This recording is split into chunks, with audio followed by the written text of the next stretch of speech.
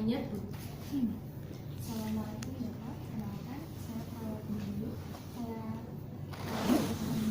dari jam 7 sampai jam 2 nanti. Kita hari ini akan melakukan latihan berkemih.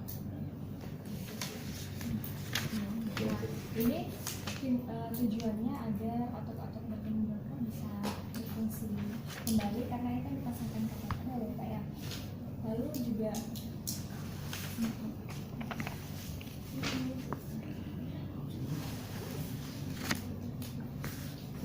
mencegah supaya nanti ketika kateternya dibuka itu ada rasa berkeinginan untuk berkembang. Apa Bapak bersedia?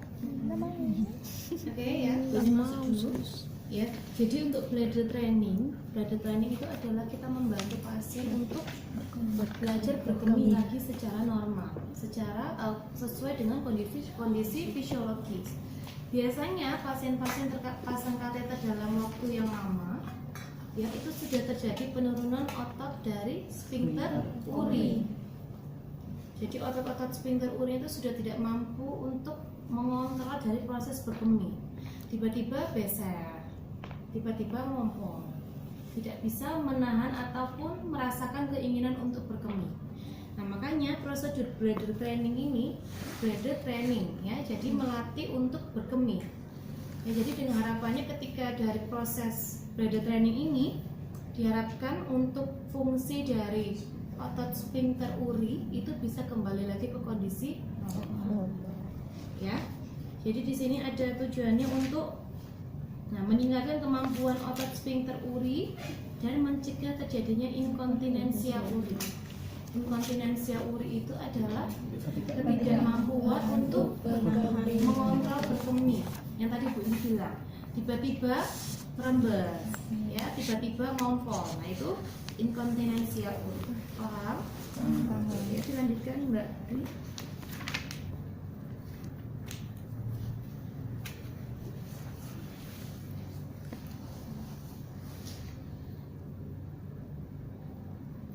Untuk prosedur spooling dan bladder, jadi untuk genitalnya boleh sambil ditutup, ya, karena kita kan hanya bermainnya di sela, jadi genitalnya boleh ditutup.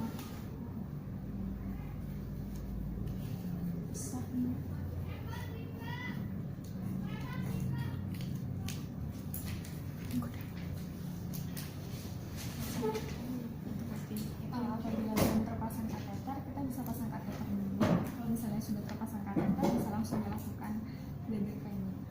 Bisa ya Pak? Satu pagi. Tidak boleh.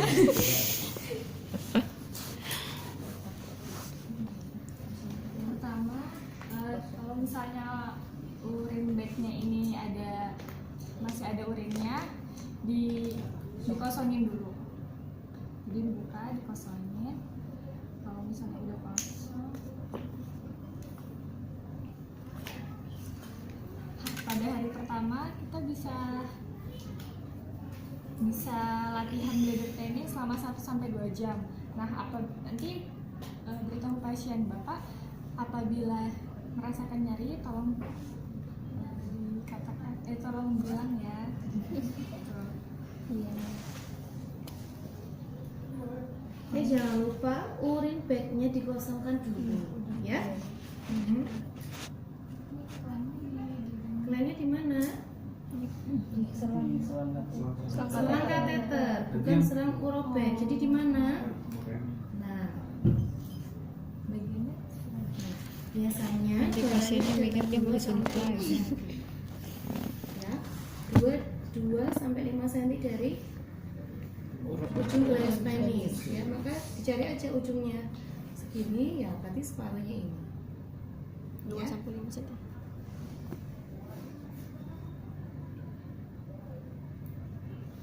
Nah, ya, sudah dilepas. Nah, ya, jadi kita hanya mengklep. Paham? Nah, ya. Jadi kosongan urin bag sudah dikosongkan, ya. Selanjutnya adalah poin 13. Pada hari pertama, jadi biasanya kita lakukan selama 1-2 jam. selama berapa hari? 4 hari. hari. Ya, di sini pada hari keempat. Ya, jadi dilakukan selama 4 hari. Pada hari pertama, klem selang kateter selama 1-2 jam. Disarankan bisa mencapai 2 jam kecuali pasien merasa kesakitan. Jadi hari pertama itu kita pasang 1-2 jam. Ketika 1 jam pasien yang mengeluh nyeri, maka dilepas klemnya. Nanti urinnya penuh, butuh segera dialirkan. Paham? Ya, 1-2 jam. Cek dan evaluasi kondisi pasien. Bila pasien merasa nyeri sebelum waktu 2 jam, maka kurangi waktunya dan tingkatkan secara bertahap. Jadi hari pertama kan idealnya 1-2 jam. Pilih minimalnya dulu 1 jam dulu. 1 jam tidak ada keluhan, kita kembali. Pak, apakah nyeri? Tidak ada, berarti tetap aja. Kita kembali lagi 1 jam kedua. Tidak perlu dibuka dulu. Pak, nyeri, pasang lagi. Maka hitungannya bukan 2 jam, tapi 1 jam. Karena setelah 1 jam urinnya keluar. Paham? Nah, ya. Kemudian catat jumlah, warna, dan kejernihan urin yang keluar. Ketika sudah toleransi 2 jam, tidak nyeri, klemnya dibuka. Pak, sudah tidak nyeri? Apa terasa nyeri? Kalau tidak, oke. Kalau sudah tidak, klemnya atau guntingnya saya lepas ya. Nah, Mbak Dwi dibuka, klemnya dibuka. Nah, kemudian kita lihat urin yang keluar warnanya apa, berapa cc. Normalnya urin berapa cc? 1.500. 1 sampai. Ada rumusnya. Normal urin itu rumusnya adalah 0,5 atau setengah sampai 1 cc per kilogram berat badan per jam. Normal urin rumusnya adalah 0,5 sampai 1 cc per kilogram berat badan per jam. Jadi misalnya pasien BB-nya 50, normalnya per jam itu mengeluarkan urin antara 25 sampai 50 cc per jam. Karena BB-nya 50. Kalau BB-nya 30, 15 sampai 30 cc. Paham ya? Oke ya.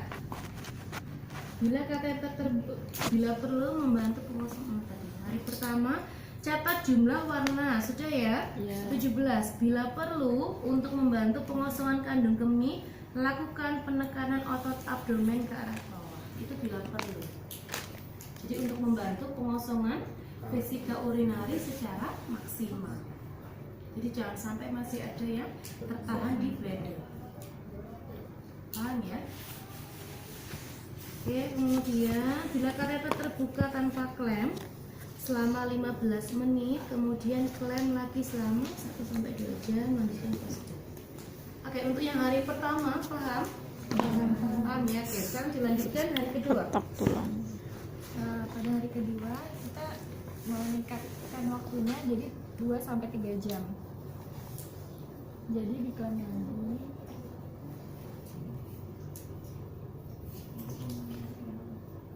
Sebelumnya dijelaskan lagi ke pasiennya. Di klem 2-3 jam. Lalu selama 15 menit itu klemnya dibuka.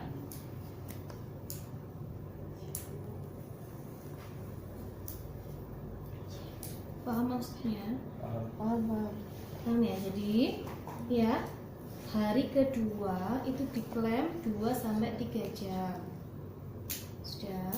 Kalau ternyata sudah di 3 jam tidak nyeri, klemnya dibuka biar urinnya keluar, dibiarkan tidak diklem sampai 15 menit. Ya, kalau sudah 15 menit diklem lagi. Paham? Nah, ya, kalau yang tadi hari pertama, kalau sudah 2 jam, maka klemnya dibuka, dialirkan ke urober. Tidak usah diklem dalam waktu 15 menit. Kalau sudah 15 menit diklem lagi. Jadi hari pertama itu continue, tidak hanya 2 sampai 3 jam pertama, tapi continue. Paham? Nah, sampai 24 jam ya. Sudah. Ya, kalau yang hari kedua 2 sampai 3 jam. Hari ketiga Hari ketiga sama Tidak sampai ditingkatkan lagi durasinya 3 sampai 4 jam. Setelah 4 jam nanti kalau misalnya nggak ada nyeri berarti bulannya dibuka selama 15 menit. Terus sampai saya. Oke, sekarang hari keempat. lepas kateter. hari keempat kateternya ini dibuka dan kita bantu pasien untuk berkemih. Jadi kita setiap 2 jam itu kita anjurkan pasien untuk berkemih. Tapi kalau misalnya pasiennya tidak sanggup untuk berkemih, jadi kita bantu beliau untuk berkemih. Paham ya? Jadi misalnya sudah hari keempat ya, pasiennya ternyata tolerir, jadi mampu mengikuti prosedur dengan baik dari hari pertama sampai keempat. Pada hari keempat maka kita lepas kateter. Nah, kayak kemarin balonnya diambil, dibuang, ditarik. Paham? Paham ya? Anjurkan pasien untuk ke toilet tiap 2 jam. Jadi Mbak, Pak, ini kateternya sudah dilepas, selang pipisnya sudah dilepas ya. Jadi ketika ada keinginan atau terasa ingin pipis maka bisa ke toilet. Kita anjurkan untuk tiap 2 jam ke toilet. Jadi edukasi ke keluarga, Pak Bu, nanti mbahnya tiap 2 jam diajak ke toilet untuk pipis. Ya, biasanya hal ini dilakukan untuk mencegah inkontinensia, terutama pada pasien gangguan kognitif. Misalnya pasien demensia, pasien sudah lansia, kan lupa, ya sering lupa, resiko tinggi inkontinensia, maka tiap 2 jam sekali dibantu untuk toileting. Ya, sudah. Kemudian poin 26. Setelah dilepas bisa melakukan body training secara normal dulu. Maksudnya kalau misalnya sudah dilepas itu dia bisa menahan berkemih secara Kateternya sudah dilepas, kita bisa membantu pasien untuk tinggal mengatur saja untuk mengontrol proses berkemih. Dilakukan pengajaran namanya senam Kegel atau Kegel exercise. Jadi ada tahapannya. Jadi kalau pasien terpasang kateter lama, itu di bladder training dengan clamp dulu sampai hari keempat. Kalau sudah tolerir sampai hari keempat, kateter lepas, kita bantu untuk melatih kekuatan otot panggul, pelvis, supaya tidak gampang inkontinensia dengan senam Kegel. Jadi ada rangkaian tindakannya. Jadi tidak hanya lepas kateter pasti nggak beser. Ya, resiko tinggi inkontinensia, makanya harus continue dilanjutkan dengan senam Kegel. Paham? Oke, kemudian nomor 27. Kalau sudah ya, rapikan alat, rapikan pasien.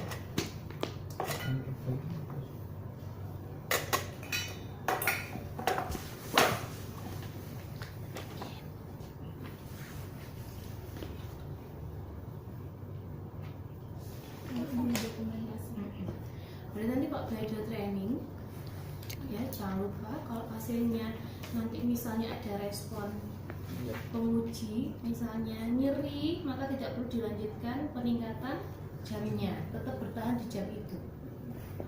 Kalau ternyata nggak nyeri, lanjut terus sampai hari keempat. Kalau sudah hari keempat, jangan lupa, jangan dibiarkan begini, tapi kateternya dilepas, dan diedukasi untuk melakukan Kegel exercise. Ya, paham? Ada yang ditanyakan terkait dengan bladder training? Seumpama di hari ketiga, di hari pertama dan kedua normal, itu pasien bisa menghadapi sampai yang waktu yang ditentukan. Terus di hari ketiga itu kan tadi 3 sampai 4 jam. Di waktu 3,5 jam pasien sendiri itu bagaimana?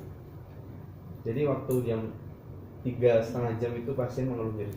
Berarti itu kan lepas clamp. Lepas clamp. Habis itu kita untuk Istirahatnya tindakan 15 menit, pasang lagi.